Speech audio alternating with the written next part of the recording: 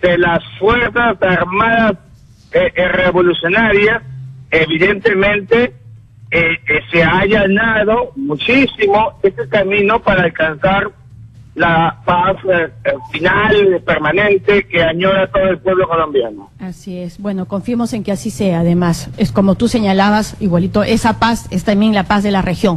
Y creo que por eso es importante. Y además porque es por lo que tenemos que estar apostando siempre. Muchísimas gracias por este contacto telefónico, Miguel Ángel. Encantado, Rosana, buenos días. Bueno, ha sido Miguel Ángel Rodríguez Mackey, internacionalista, y hoy día también es el Día Internacional de los Derechos Humanos, razón por la cual el Ministerio de Justicia, que además es Ministerio de Justicia y Derechos Humanos, pues a través de la Dirección General de Defensa Pública y Acceso a la Justicia está organizando una mega campaña de promoción precisamente de los derechos humanos y el acceso a una justicia inclusiva. Sobre eso vamos a conversar inmediatamente con la ministra de Justicia, Marisol Pérez Tello. Ministra, ¿cómo está? Muy buenos días. ¿Cómo estás, Rosana? Muy buenos días. Bueno, cuéntenos un poco sobre esta campaña tan importante, por supuesto. Bueno, muchas gracias. En el marco del 68º aniversario, 68 años después de firmar la Declaración Universal, hay todavía una agenda pendiente muy larga. Nosotros el día de hoy, a nivel nacional, estamos lanzando una mega campaña. Yo estoy en Ayacucho en este momento. Van a activarse 1.800 abogados de la defensa pública. Estamos en 133 puntos, en la mayoría de los lugares cerca de las plazas de armas o de las plazas principales. La idea es dar atención legal gratuita, información sobre los servicios de la defensa pública en temas de familia, feminicidio, tenencia, violencia sexual, pensiones de alimentos, régimen de visitas. Pero adicionalmente se están sumando las otras dos áreas de justicia. SUNARP, con todo el tema de inscripciones en línea y publicidad. Y se está sumando también el INPE con los productos y la información sobre los penales, las visitas, los objetivos de los sistemas de reinserción. Nos acompaña la policía, el Ministerio Público, la Defensoría. Así que esperamos que esta campaña pueda atender las demandas de justicia. Entonces, que todos compartimos, ¿no? Si yo soy una ciudadana o una habitante en este momento de Ayacucho, ¿puedo tener acceso a qué tipo de información puntualmente, más allá de lo de SUNARP y también lo del INPE? Cuando me dicen de feminicidio, ¿cómo hago una denuncia? ¿Quiénes me podrían acompañar en este proceso? Van a estar todos los abogados de la defensa pública. En algunos casos incluso se inician denuncias y se inician casos en este tipo de megacampañas. Están atendiendo con consultorios, acercando la justicia al ciudadano. Entonces es exactamente igual que una consulta jurídica en el despacho, pero esta vez nos acercamos. En un área se absuelven dudas en general, en otra área se absuelven ya casos en particular. La última megacampaña hemos recibido varias denuncias a nivel nacional que estamos continuando. Le hemos cambiado el enfoque. Hoy atendemos a víctimas. Entonces la defensa pública ha dejado de ser solo la que defendía a los inculpados, y tenemos hoy un importante número de abogados que atienden a la víctima, a la persona que siempre era la más débil en las cadenas de violencia. Claro, hablando sobre ese tema, y sé que esto le puede competir más probablemente al Ministerio de la Mujer, pero no puedo dejar de preguntarle respecto a estos casos de violaciones y el caso de una niña de 11 años incluso de muerte. En el caso de la otra niña, una de 14 años, pues violada por 10 sujetos, por 10 salvajes, que también ha tenido lugar en nuestro país, y la pregunta es, ¿qué estamos dejando de hacer para que esto siga ocurriendo a pesar de todas las campañas, ministra? Esa es una pregunta, Rosana, que nos tiene que hacer a todos reflexionar, ¿no? Recientemente han salido dos informes, uno me atañe directamente y otro nos compromete a todos, y es que la justicia en nuestro país está jalada, ¿no? Nadie confía en la justicia, y yo creo que aquí nadie puede quitar el cuerpo, ¿no? No le puedes echar la culpa a la policía, ni al Ministerio Público, ni al Poder Judicial. Como sociedad estamos todos peruana, mal. Sí, exactamente, estamos todos mal. Y si no somos conscientes que eso es así, y que nos afecta directamente, porque esa justicia no la vas a recibir tampoco tú o yo cuando se trate de tu hijo, de tu propiedad. Es escalofriante, lo que dice, pero es verdad. Exactamente, y eso hay que arreglarlo, y hay que arreglarlo juntos. Entonces hay que recuperar la cultura de la denuncia. La gente tiene que denunciar y tiene que confiar en que eso no le va a costar plata, no le va a hacer perder tiempo y va a tener resultados. Y para eso estamos generando todo un sistema de denuncias en línea, de denuncias incluso anónimas, que por supuesto habrá que validar, pero no puedes ignorarlas, porque comprendemos que detrás de eso también hay miedo, de protección de testigos, de protección de denunciantes, todo eso en el marco de las facultades de la edad. Pero una vez que la gente denuncia, tú tienes que asegurarte que la policía haga su trabajo, haga las investigaciones y que tengas también denuncia en caso de que el servicio no se le bien. Por ejemplo, nosotros en este tema de defensa pública tenemos una línea gratuita, que es el 0800 15-259, pero que al mismo tiempo tiene la posibilidad de que tú denuncies temas de corrupción en la defensa pública. Y entonces tienen que haber canales para que la gente sepa qué se hizo con la denuncia, cuál destino tuvo, y a partir de eso comencemos a confiar nuevamente en esa primera etapa. Y luego viene lo más difícil, y es que el Poder Judicial, el Ministerio Público, la Policía y por supuesto nosotros como defensores públicos articulemos para que se investigue, se procese y se sancione. Y el sistema tiene que ser capaz de detectar a un corrupto y sacarlo de esa cadena, ¿no? Y claro, si seguimos echándonos la culpa, pensando que con eso limpiamos la imagen de la institución que nosotros queremos, lo que estamos haciendo en realidad es no satisfacer la demanda al ciudadano, no le importa quién se equivocó, lo que le importa es quién le resolvió el problema. Así es. Y este es el acuerdo por la justicia, Roxana. El día lunes, por ejemplo, inauguramos un centro integrado de administración de justicia. Bien, ministra, donde estamos el número, todos. me lo repite el número 0800 0815-259. 0815-259, ya saben, ahí pueden ustedes también llamar y es pues asesoría y también denuncia, ¿no es cierto? Ministra, no vamos a pasar por alto los temas políticos, por supuesto, respecto a esta crisis que se está dando, que algunos incluso hablan de que la crisis de gobernabilidad que podría darse en nuestro país entre esta, pues midiendo fuerzas el Ejecutivo y el Congreso. ¿Cómo vio usted la interpelación? Bueno, nosotros ya sobre ese tema se ha pronunciado el presidente y el presidente del Consejo de Ministros. Nosotros respaldamos varias decisiones tomadas desde el Consejo de Ministros. La primera es el respaldo absoluto a la reforma en la educación, que es una reforma del Estado, iniciada hace varios años ya, y vamos a continuar en esa línea, por supuesto mejorando lo que haya que mejorar, pero ratificamos nuestro compromiso de continuar con una política pública en materia de educación que garantice educación de calidad y a partir de eso oportunidades para todos. Sobre la interpelación, desde nuestra perspectiva, el ministro Saavedra absolvió todas las dudas, todas las consultas, ha tomado todas las acciones respecto a los actos de corrupción denunciados y esperamos simplemente que se actúe con responsabilidad. Te aprovecho, Rosana, para volver a darte el número y darte también el anexo para la denuncia. Okay, 0815-259 y el anexo para denuncia de corrupción es 1013. 1013, ok. La cuestión de confianza, ministra, volvemos al tema. Cuestión de confianza, ¿es posible, es una opción que esté ahí sobre la mesa de parte del Ejecutivo? Eso se está evaluando con serenidad. Yo creo que decisiones tan importantes como esta demandan de todos serenidad, silencio, prudencia y serenidad. Pero se está evaluando. Así que, sí, nosotros estamos ahora en realidad en esta mega campaña, haciendo el trabajo que tenemos que hacer y confiando en las decisiones que tomarán el Premier y el Presidente de la República, y respaldándolas, por supuesto, en todos sus extremos. Y una más, ministra, sé que está apurada. El hecho de que el Congreso sea el que elija a quien va a ser el Procurador General de la República, si es que ese es el nombre del cargo, pero en todo caso, me entiende bien. ¿Esto es un buen paso? ¿Era lo que se esperaba? ¿Es lo mejor? Yo creo que no es probablemente la mejor salida. Estamos nosotros en buenas conversaciones con la Comisión de Constitución.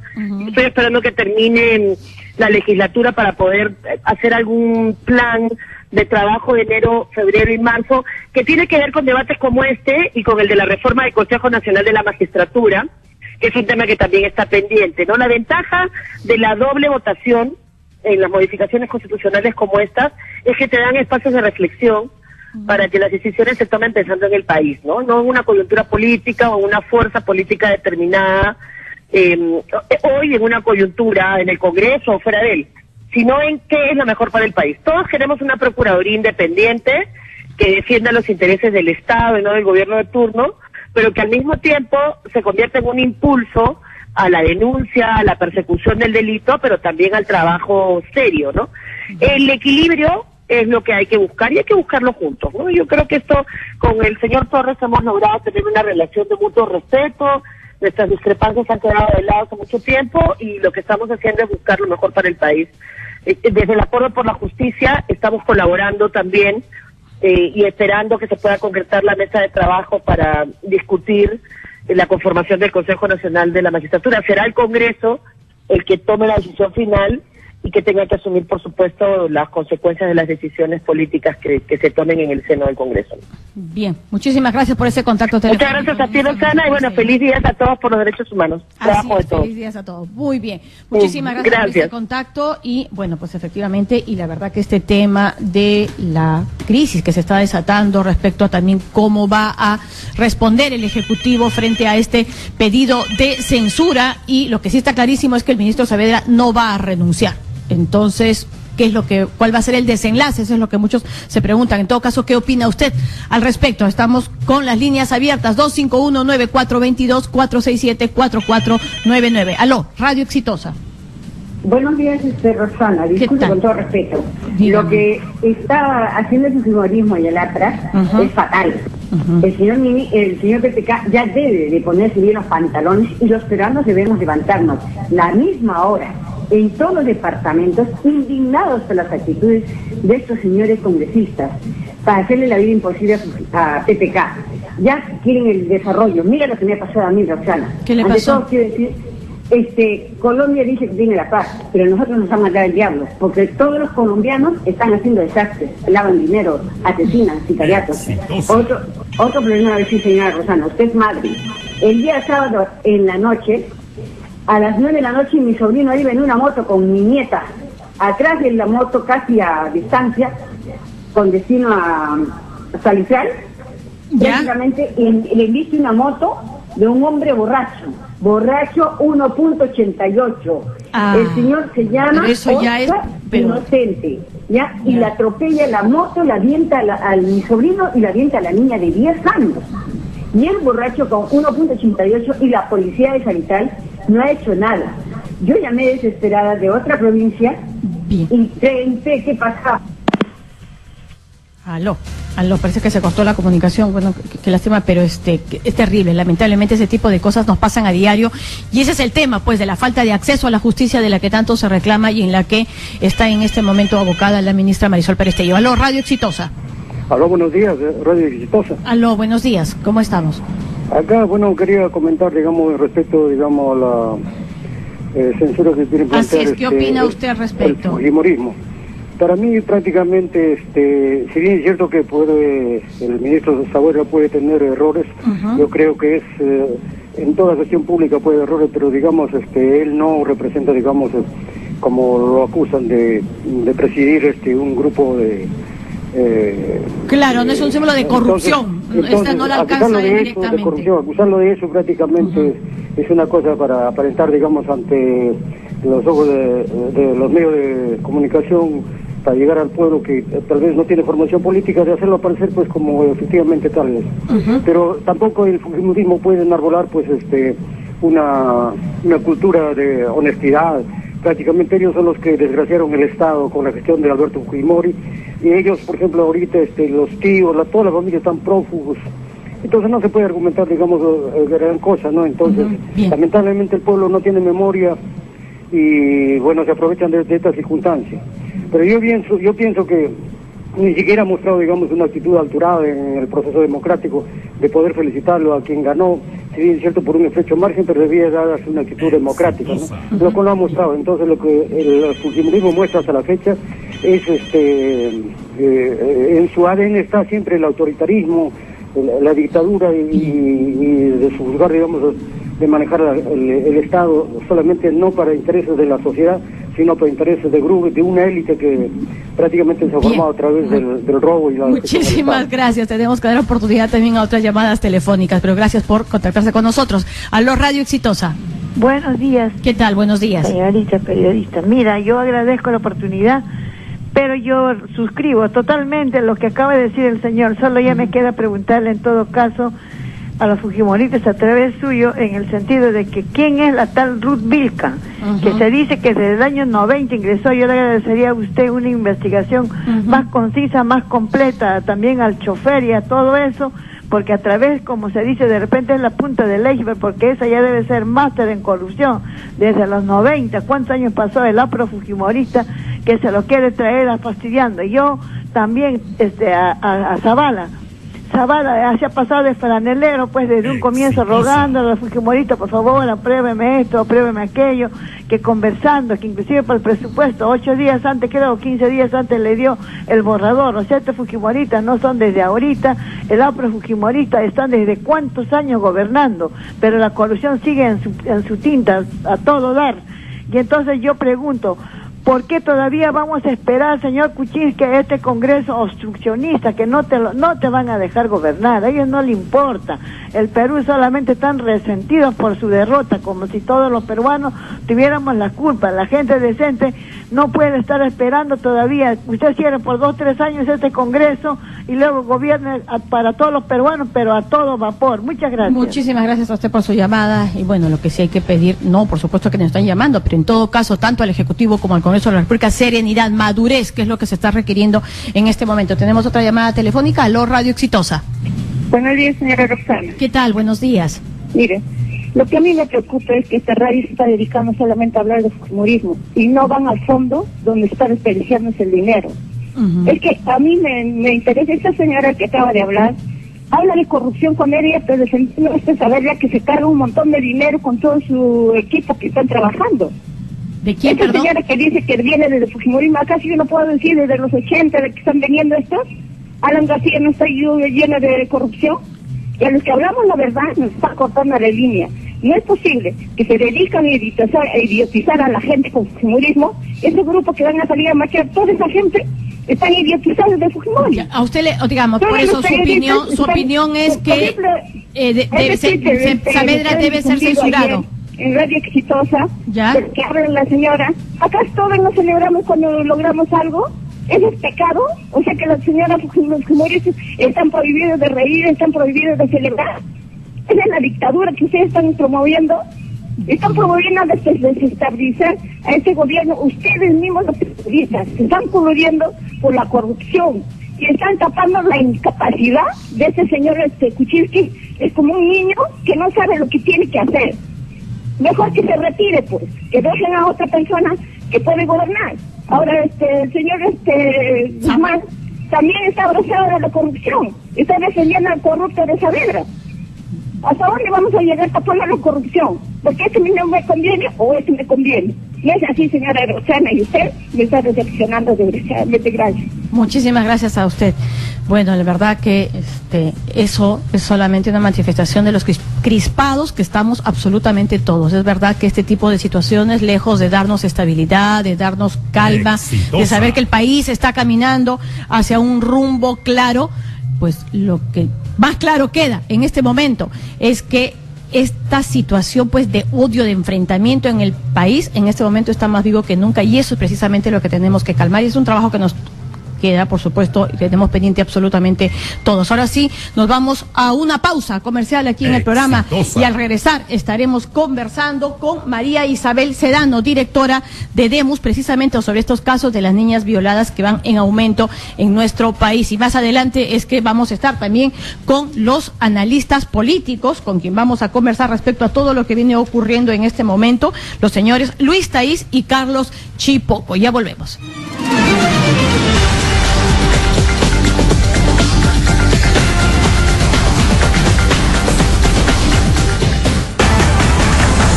Ya regresamos con Rosana Cueva en Exitosa. Única respuesta, Radio Exitosa.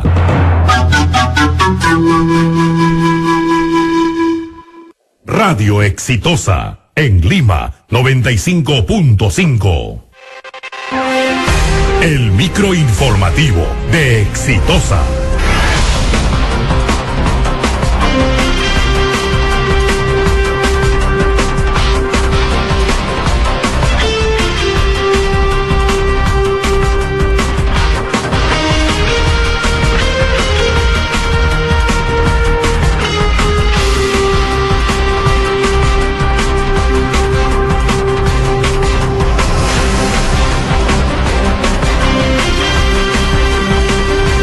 8:31.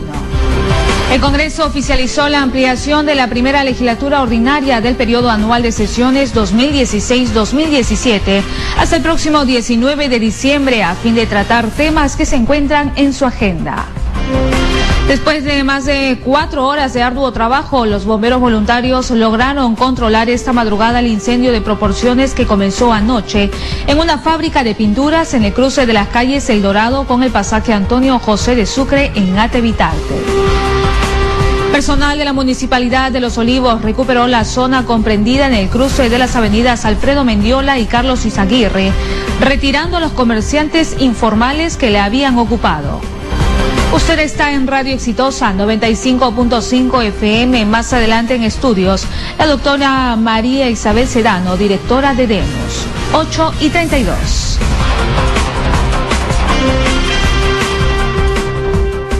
Radio Exitosa en Lima 95.5. Continuamos con Rosana Cueva en Exitosa. Les comentábamos al inicio del programa, la preocupación es cada vez mayor respecto a un tema que es social, del que conversamos también con la ministra de Justicia, Marisol Pérez Tello, y es lo que viene ocurriendo, por supuesto, con todos estos casos que, a pesar de todas las campañas que se están haciendo, pues pareciera que más bien no paran, no digo que vayan en aumento, pero no cesan y siguen apareciendo pues más y más casos. Estos temas que han ocurrido respecto a la violación de esta pequeña de 11 años que además quedó huérfana, que el pedido de la madre fue que se fuera a vivir con esta familia, y dentro de ese seno familiar es que precisamente ella es objeto de violación, y cuando se descubre que está embarazada y con 6 meses de gestación simplemente es llevada a una de estos centros, pues obviamente clandestinos de aborto, donde termina perdiendo la vida. Si eso ya nos estremeció, nos dejó en verdad a mí personalmente así con los pelos de punta respecto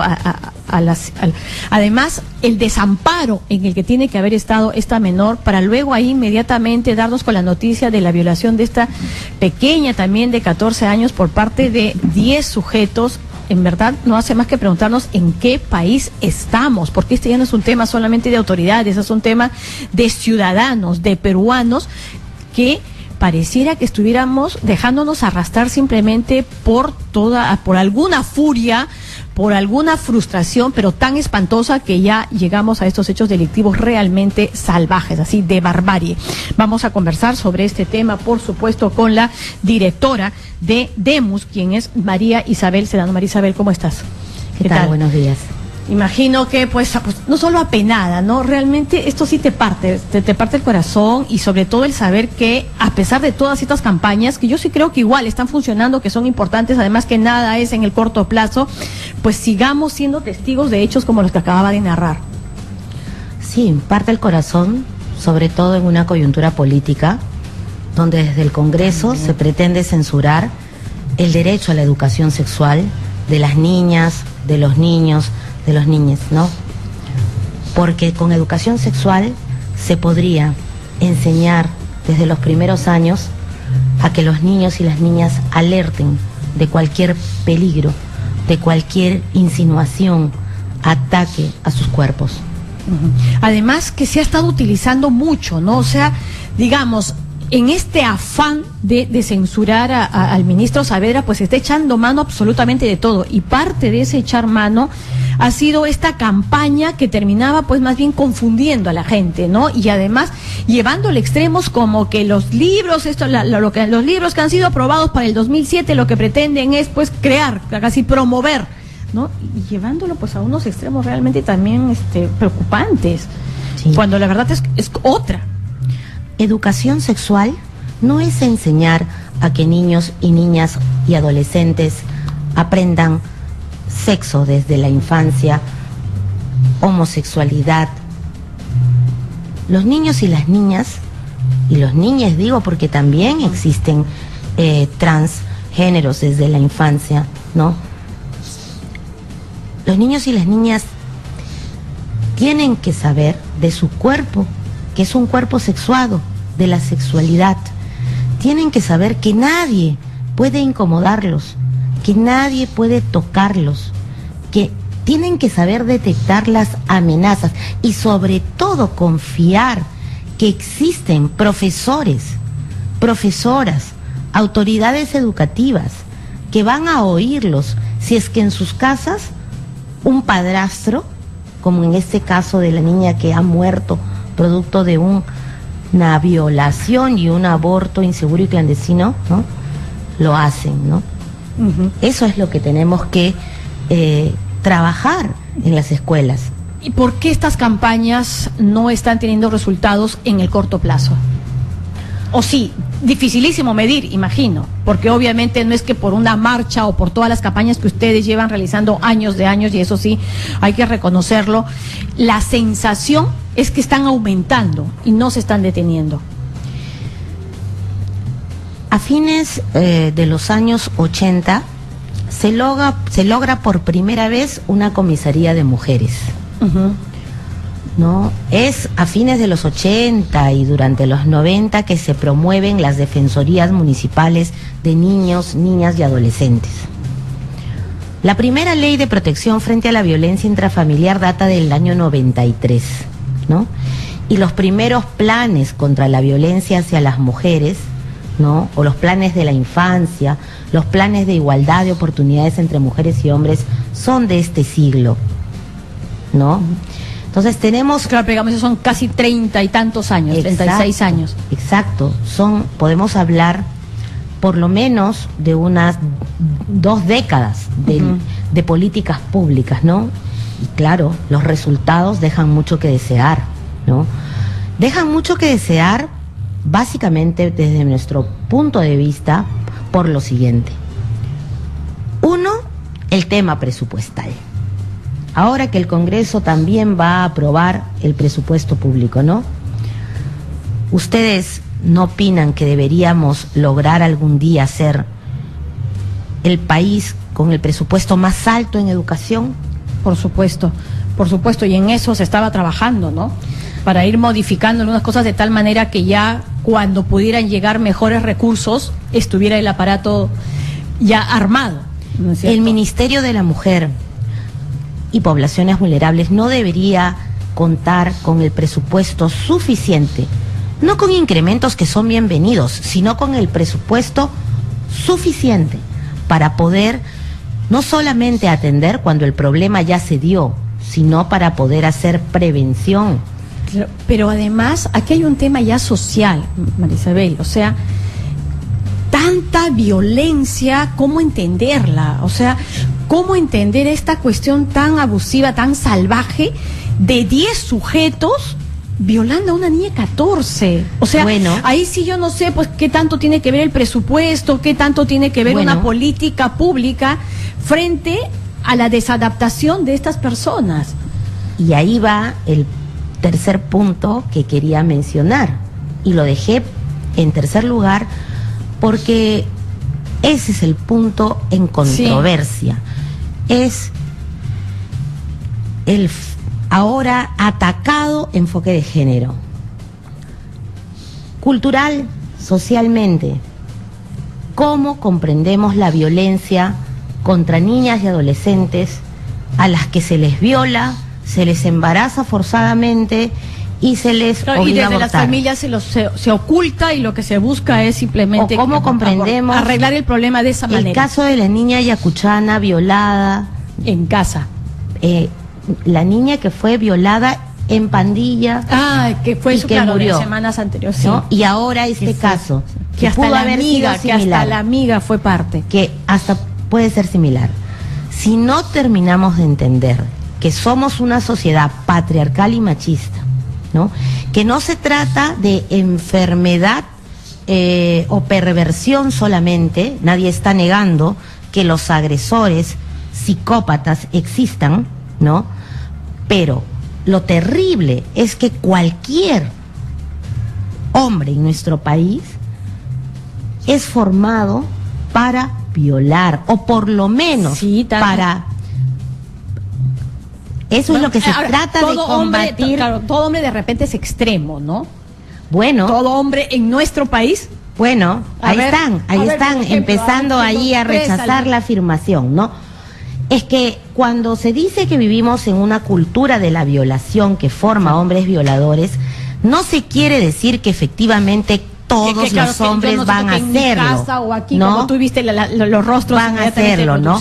Pero bueno, hay que interpelar a esos hombres que no cuestionan que se les aliente a la violación como parte de su formación sobre la masculinidad. Violación no es solamente... Pero por eso te digo, yo siempre se dice el tema del machismo. Entonces, digamos, me coloco más al otro extremo. Mira, ¿ya? ¿cómo Entonces explicas? yo digo que el hecho de que yo le diga que está mal, Roxana, dicho sepas que está mal, que ya, hijito, tú no tienes las camas, eso lo hace tu hermanita. Tú no entras a la cocina porque ya, eso está bien. Eso es una cosa que está mal. Pero de ahí a decir que no digo que lo estés diciendo, pero podría interpretarse así, que estoy formando a un violador. Mira, ¿sabes cómo se forma un violador? ¿Cómo se forma un violador? Eso, bueno, un violador se forma cuando no se sanciona en los medios de comunicación, en las iglesias, cuando no se rechaza y no se sanciona, digo, social, culturalmente e inclusive en la justicia, ¿no? Cuando no se sanciona. Pero en casa, sobre todo, porque yo sí creo que aquí hay un tema ya de casas y de familias, de familias que obviamente muchas pues no son el ideal pero que son con las que tenemos. Mira, lamentablemente cuando no se sanciona, por ejemplo, en casa, no se denuncia el abuso sexual incestuoso. En este país, ¿no? En este país existe, en la primera década ya Pronsex, y con estudios hechos por el antropólogo Yaris Mujica, que ha continuado además este estudio sobre los patrones de la violación en el Perú, ¿no? Se calculaban una tasa de denuncias por delitos sexuales que nos colocaba en el primer lugar en Sudamérica. Ahora tenemos el segundo o tercer lugar en todo el continente. Bueno, de todas esas denuncias, y que sabemos que no todo el mundo denuncia, ¿no? Un porcentaje alto es contra niñas y adolescentes, ¿no? ¿Y por quiénes? ¿Quiénes las violan? Son padres, abuelos, padrastros, tíos, hermanos, primos, ¿no? Sus pares, sus profesores, etcétera. Entonces, ¿tú crees que podemos afirmar que en este país la mayoría de estos hombres, ¿no? Son personas desadaptadas, pervertidas? No. Son personas que no cuestionan el tener una relación sexual con una niña y un adolescente. Es violación. Pero saben que está mal. Entonces lo hacen con conciencia, ¿verdad? Eso sí, yo estoy convencida de eso. ¿Y de dónde sale eso? ¿Es genético? Eso viene con...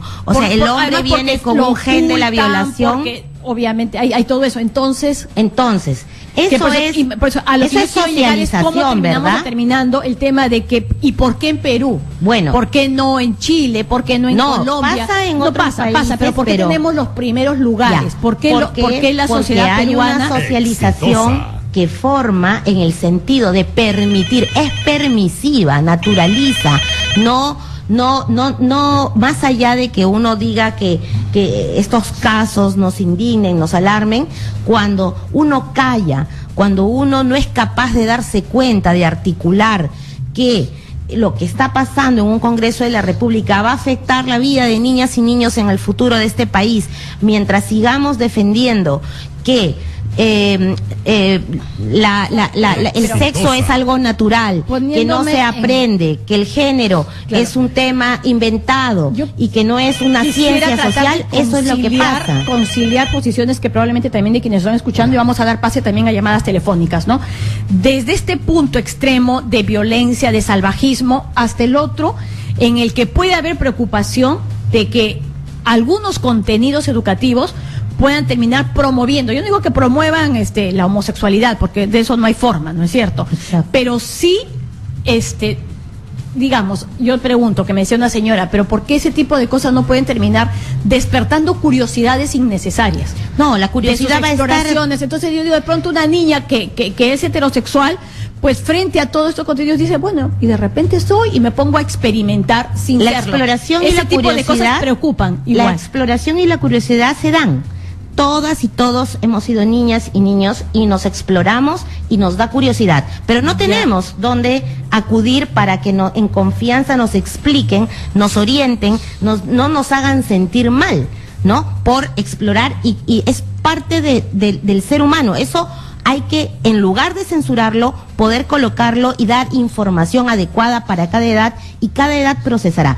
Yo te quiero decir que hace unos años Demos hizo una campaña contra la violación sexual y nos aliamos con el grupo de teatro Yuyashkani y sacamos una obra Andamios y fuimos por diversas escuelas del Perú. Recuerdo claramente cómo desde los 10, 11, 12 años los niños que entrevistamos ya decían que si una niña va a una fiesta, un adolescente va a una fiesta y lleva minifalda, es porque quiere algo, ¿no? Ya estaban en la idea de que un grupo de niños se rifaba, esa es la palabra, a las niñas. Mira, porque nosotros empezamos a trabajar con secundaria, pensando que en secundaria, que es el despertar de la sexualidad, era el momento adecuado. Nos dimos cuenta que teníamos que ir atrás, porque ya a los 11, 12, 13 años en los grupos focales aparecía esta idea de una masculinidad errada, de una masculinidad que no se enseña desde la casa a respetar, que cuando una mujer tiene derecho a la libertad sexual, que no es pecado que una mujer también ejerza su sexualidad, que no es inmoral que una mujer ejerza su sexualidad, que es un derecho de las mujeres y que nosotras no somos objetos de consumo sexual. No estamos ahí para estar dispuestas a satisfacer la sexualidad de nadie. No se nos puede usar como un objeto para que está disponible. Y esa cultura se enseña desde la casa, eso no se aprende solamente en el colegio o en los medios de comunicación. ¿Qué tal si vamos con algunas llamadas telefónicas? Claro, por supuesto. A lo Radio Exitosa. Te invito a señorita Rosana, buenos días. ¿Qué tal? Buenos días. Qué pena lo que habla la señora, su interlocutora. Me parece que no analiza a fondo este problema que se está dando ya de hace 15 o 20 años atrás. Mire, según mi concepto, yo pienso de que esto se debe en sí... Un ratito. Eso se debe en sí a que hay algunos medios de comunicación que inquieta al morbo. Por ejemplo, el diario El Trome, en su última portada, siempre sale una mujer semidesnuda, un niño de 10, 11 o 12 años que compra libremente ese periódico. ¿Usted cree que en su mundo no lo imagina morbosamente? Ese es uno de los factores que origina justamente esa violación. Y no hay que olvidar que este diario basura del diario del Grupo de Comercio, Lo Miro Quesada, llega a todos los rincones del país. En eso tenemos que abocarnos, que el gobierno prohíba. Y también los programas basura de, por ejemplo, de la señora Gisela Balcarce, Esto es Guerra, donde hay mujeres que muestran prácticamente su parte íntima. Eso es lo que los niños ven y ese es el origen de este tipo de violaciones sexuales. Y no hay que olvidar que esto llega a todos los rincones del Perú y se está viendo ya que se está dando en todo el Perú. En eso tenemos que abocarnos y eso yo se lo transmito a la señora que está a su lado, señorita Rosana. Ya escuchamos su pregunta. Muy bien. Muchísimas gracias a usted por contactarnos. A ver, Marisabel, respecto a ese tema, ¿hay una erotización de parte de los medios de comunicación?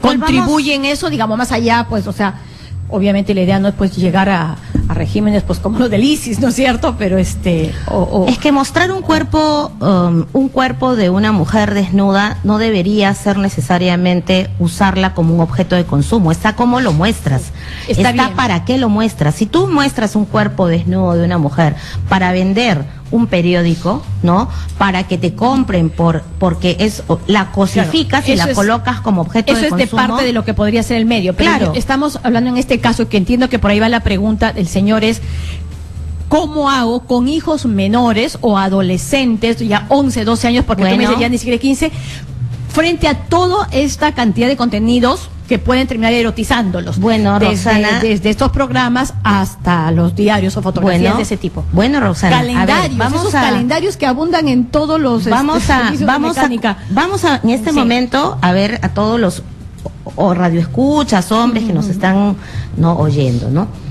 A ver, ¿dónde es que se forma la idea, ¿no? y la acción de que por ver un cuerpo desnudo la persona la típica, hay desnudos y desnudos? Claro, pero ¿por qué pensar que un niño desde que ve un desnudo, lo va a interpretar como un adulto, lo va pero claro, lo que pasa es que tú mismo nos dices que ahora ese despertar puede ser más temprano. Pero eso no quiere decir... Si a los 12, 13 años tú ya estás en el despertar, pero por hormonal, lo mismo. y de pronto te encuentras... Ojo, que yo no estoy llegando al punto tampoco de la censura de que todos tenemos que salir con manto, Roxana, ¿no? a ver, pero mi punto, encontrar ese punto antes de medio. pasar a la siguiente llamada, mi punto, quiero colocar 3 puntos claros. Uno, que la sexualidad es aprendida, por eso debe ser acompañada, para que uno pueda...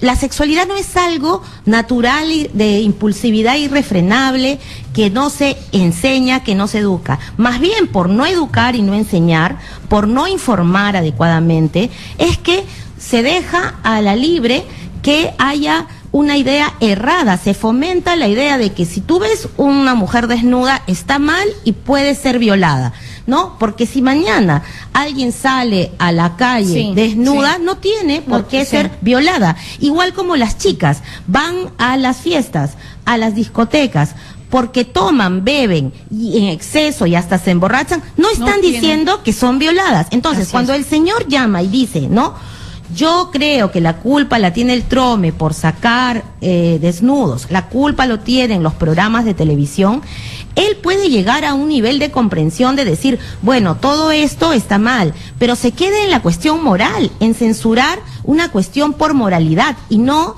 él mismo, a ver, si él se pregunta, ¿no?, si el punto es ¿cuál es la causa? ¿El desnudo o cómo la sexualidad es vivida? ¿No? Entonces, este señor mismo debería saber, perfecto, que está mal que se cosifique a una mujer, que cosa que no ha dicho, ¿no? Él ha dicho que es más bien que incita al morbo, a la... Sí, ese punto es importante. ¿no? Entonces, no es la sexualidad no es algo malo per se, es cómo se enseña desde casa, cómo se aprende a vivirla. Si tú aprendes a vivir que un desnudo per se es motivo de violación, es motivo de algo malo, bueno, pero cuando no se enseña así, en sociedades en las que se enseña que la sexualidad es algo que que es parte de nuestra identidad y nuestro cuerpo, y que nosotros podemos ejercer libremente de esa sexualidad, y que para eso hay información. Claro, pero la pregunta de él, entendiéndote, por supuesto, y coincidiendo mucho contigo en lo que señalas, es cómo manejas un despertar sexual de un adolescente y también el estar expuesto a todos estos tipos. Ojo, que yo tampoco estoy cuestionando en ese sentido, pues que el Trome es el que está generando todo esto, la violación. Todas las personas, ¿no? Pero cómo manejas eso, o sea, cómo y quiénes tienen esa responsabilidad de que esa sexualidad sea entendida de una manera pues con mayor madurez. Cuando los medios de comunicación cosifican a las mujeres o refuerzan estereotipos de género en los realities, refuerzan el amor romántico, refuerzan, aparentemente promueven una igualdad física entre los sexos, pero todo el tema de cómo se vive la sexualidad en los realities está apañando relaciones de poder y violencia. Además, hay muchas cantidades de violencia contra estos personajes de los realities y que luego no pasa nada y siguen siendo personajes públicos. Bueno, son esas formas subliminales y sutiles de decir que violentar a las mujeres no está mal. El Ministerio de la Mujer y Poblaciones Vulnerables sacó un comunicado cuestionando precisamente este tipo de actitudes, ¿no? Pero yo quiero volver al tema de que la violencia sexual es un abuso de poder y es una forma de enseñar que el poder puede violar. Esto aquí, se enseña a hombres y mujeres por igual. Bueno, la data te dice que las mujeres terminan siendo las violadas y en su mayor cantidad, casi en la totalidad, son los hombres los que violan. Entonces, vamos a hacer una política de salud mental porque todos son psicópatas. Bueno, vamos a hacer una política de salud mental que también ayude a superar los traumas de las violencias transgeneracionales. La violencia sexual es una epidemia, una pandemia. Se transmite transgeneracionalmente. Las niñas y los niños violados es probable que cuando lleguen a grandes pierdan la capacidad de cuidar por los traumas vividos y hasta reediten a través través de sus hijos e hijas esas figuras, ¿no? Pero eso no significa que no haya prevención, ¿no? Que no haya la posibilidad de que podamos educar diferente desde la casa y se evite la violación sexual y se enseñe a los papás, a los futuros papás, tíos y todo, que no tienen por qué tocar a sus hijas como si fueran bienes disponibles para satisfacer su abusivo uso del poder. Bien, vamos con otra llamada telefónica. Aló, Radio Exitosa, buenos días. Aló. Aló, ¿qué tal? Buenos días, Aló. Lo escuchamos. Buenos días. ¿Perdón? Señorita, aló. Sí, escuchamos su pregunta. ¿Me escucha? Sí, claro, alto y claro. Ya, señorita, sinceramente yo escuchándolo a su invitada, me parece que la señora vive en otro planeta. La realidad que causa estos males está encadenado a otros tantos. Y el Perú precisamente en una decadencia hace 20 años, desde hace 20 años atrás, la educación, que es la madre del cordero, donde nacen todos los males, todos los perjuicios, todos los abusos, porque los niños desde la edad escolar no son guiados, no tienen una guía capaz de fortalecerlo a través de los años que él va creciendo. La educación en el Perú es la peor de las educaciones a nivel mundial. Entra un presidente, modifica a su gusto y a su antojo. Las cosas no pero sobre se este tema planifican de esa puntual. manera. No se planifica de esa manera. Lo que debe de planificarse para cambiar estructuralmente la educación en el niño hasta su etapa mayor. Y de esa manera se erradicaría todos estos males. No es como la señora, como ella lo pinta. Ya, pero cuando usted dice cambiar la educación, se refiere también a cuando parte de esos cambios tiene que ver con una currícula, pues, que ahora se dice pues ya de género, de mayor tolerancia, de exploración. Por supuesto, señora, mire. Pero es lo que está sosteniendo ella, es lo que María Isabel está sosteniendo. ¿En qué discrepa en todo caso? La situación, fíjese, escúcheme por favor. La situación antes en la educación era un tema tabú de repente, pero los profesores encaminaban a conducirlo al niño de una manera más consciente a la realidad del peligro de ser engañados, del abuso del poder. Pero ahora no, con el libertinaje está barajada la vida de un adolescente, de un niño. Bien. Está a expensas si sus padres no tienen esa educación. ¿Qué le podrían inculcar a sus hijos? Absolutamente nada. Bien. Por esa razón, sí, pues por eso todo empieza en casa. ingresado del problema. Está ingresado por ahí. Eso no lo cambia nadie si no se cambia estructuralmente nuestra educación. Bien, muchísimas gracias por su llamada. Bueno, creo que el señor y yo coincidimos en que se necesita un cambio en la política educativa que ya se está dando, ¿no? Esto no es de hoy. Hace unos años, creo que en el 2004, si no me equivoco, se sacó un manual o guía para que los docentes puedan capacitarse y enseñar igualdad de género, educación sexual, ¿no? Recuerdo que en aquel momento Rafael Rey protestó o encabezó, lideró la protesta y terminaron esos manuales y guías quemados, incinerados, hechos cenizas, ¿no? Hay una resistencia de las jerarquías eclesiales porque queremos pensar que no todos los católicos, ni todos los evangélicos, ni todos los cristianos piensan que educar en la sexualidad está mal, ¿no? Sino que son más bien las cúpulas las que piensan eso, ¿no? Para mantener un poder, ¿no? Un poder sobre la sexualidad. La sexualidad es algo vital para el ser humano. Por eso la violación sexual es desastrosa, ¿no? La violación sexual es devastadora, esa es la palabra. Cuando a uno la violan, ¿no? Una persona ve destruida su identidad, su cuerpo sexuado, ¿no? Entonces es como si te atropellara un camión, ¿no? Y de pronto quedas desbaratada. Bueno, hay ese efecto. Y además esa carga de humillación, claro, y porque culturalmente, o sea, la dignidad así hecha, ¿no? Mira, herida. Claro, y tú tiene que ver con vulneración de la autoestima, de la psicología, ¿no? De la salud mental. Y quitemos esa idea de que tiene que ver con un tema de honor, con un tema, ¿no?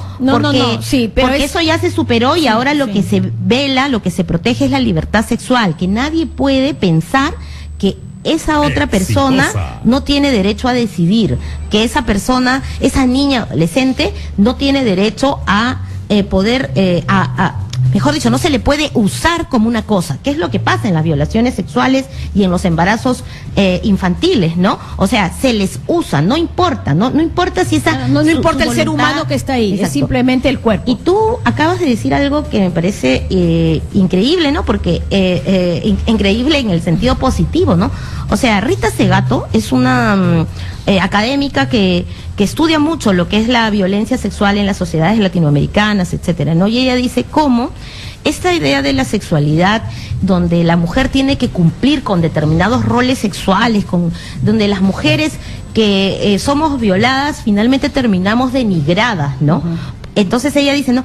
¿Cómo sería más bien una cultura de la sexualidad donde la mujer pueda entender que la sexualidad no es su derecho y no una herramienta para denigrarla, ¿no? Entonces hay aquí una vivencia de la violencia sexual, de humillación, de denigración, porque precisamente es la forma que existe en este sistema para que nosotras no podamos crecer con independencia, con autonomía, con amor a nuestro cuerpo, ¿no?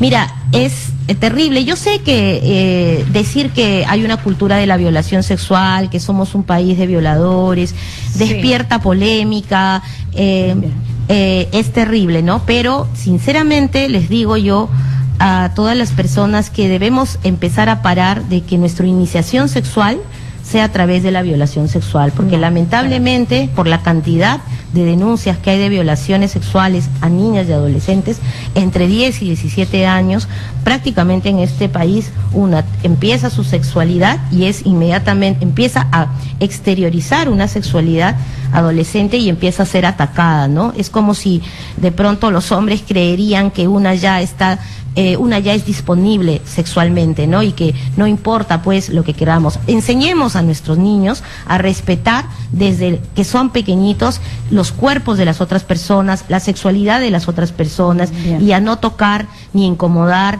ni a decir palabras que ofendan, ni a abusar de la confianza que deposita otra persona en una. Eso se enseña desde la casa y en la escuela. Y eso es lo que hay que defender ahora para evitar violaciones y muertes de niñas como la niña de Chiclayo, que fue prácticamente pues es un caso que no es aislado, lamentablemente. Eso es lo terrible de todo, que no es un caso aislado. Bien, muchísimas gracias por haber estado con nosotros, María Isabel. Ha sido María Isabel Sedano, directora de DEMUS. Nosotros nos vamos a una brevísima pausa y a regresar estaremos conversando con la vicepresidenta del Congreso, Rosa Bartra, respecto a todo lo que viene ocurriendo, por supuesto, en el escenario político, pero sobre todo el tema de una censura ya anunciada. Ya regresamos.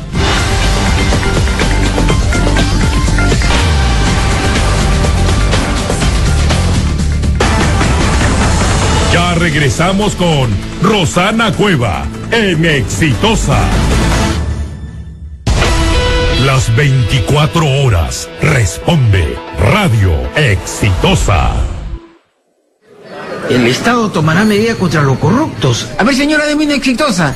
Todo periódico te impresiona por su portada, pero Diario Exitosa también por su contenido te conquista a primera vista. Lo compras y lees día tras día porque te informa sin ocultar nada. Los hechos del Perú y el mundo que te interesan están en Diario Exitosa. Noticias sin mordaza, bien dichas y sin intereses de ninguna parte. Totalmente independiente.